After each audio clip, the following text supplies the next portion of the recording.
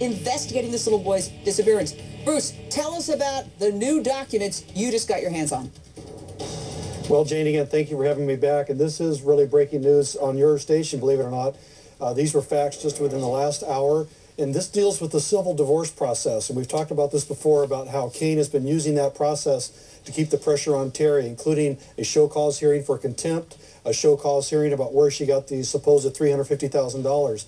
Well, this afternoon, Terri Horman's divorce lawyer, not her criminal defense lawyer, filed what's called a motion to abate the case. Not to dismiss it, but to abate it, meaning we're going to set it off to the side. And his basis is all of the publicity that his client is getting.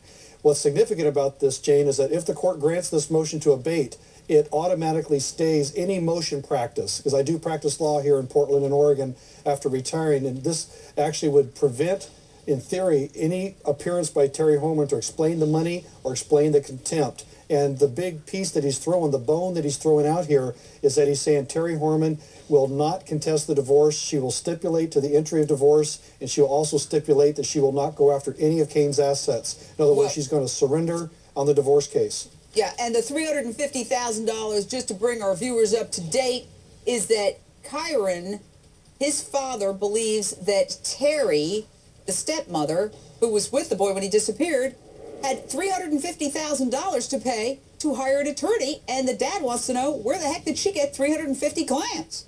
1,000 clams. That's right, Jane. All right, the thing that strikes... Go ahead. No, as I say, and her lawyer's saying that's not the correct amount, and he also stipulated that it was not borrowed funds and it was not her own money.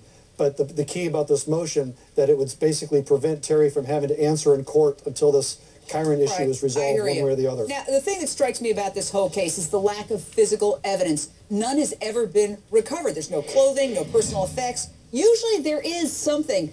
Let's go back to the Casey Anthony case, for example. Now, she allegedly borrowed a shovel from a neighbor right around the time her daughter Kaylee went missing. And then Drew Peterson, okay?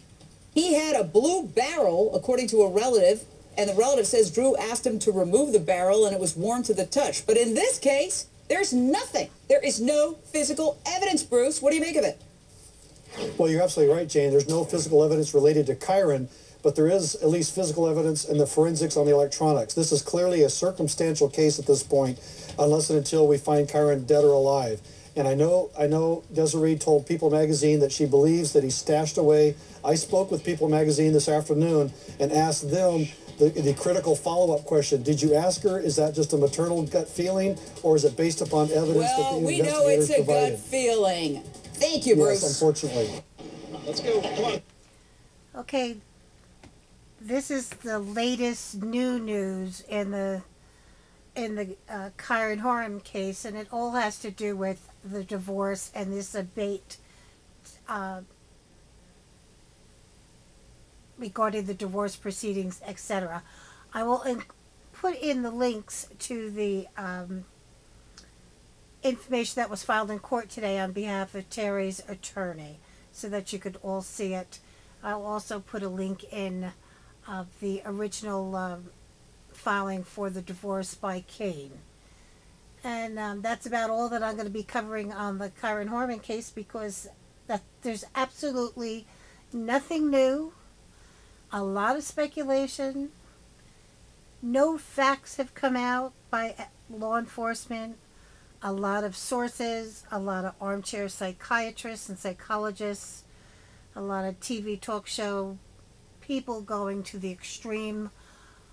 I posted the press conference from law enforcement. That's up on my channel.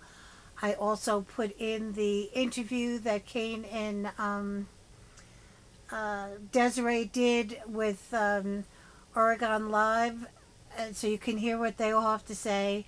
But there's absolutely nothing new. And it's just mind-boggling that they fill the air with all this stuff when we really have nothing except for the fact that Kyron went missing on June 4th. His stepmother, Terri Horman, brought him to school, apparently using the white pickup truck. They went in and she took pictures of Kyron in front of the science project. And all we know is that she waved goodbye to Kyron as he walked down the hallway to go into the classroom. Other than that, everything is what everybody else is saying went on, and we don't know. We don't know. So this is the new news, and it has to do with putting the divorce basically and everything else on hold. And the $350,000, just in case it didn't come across right. She gave her lawyer money, but it was not $350,000. My gut feeling is telling me it's like $3,500.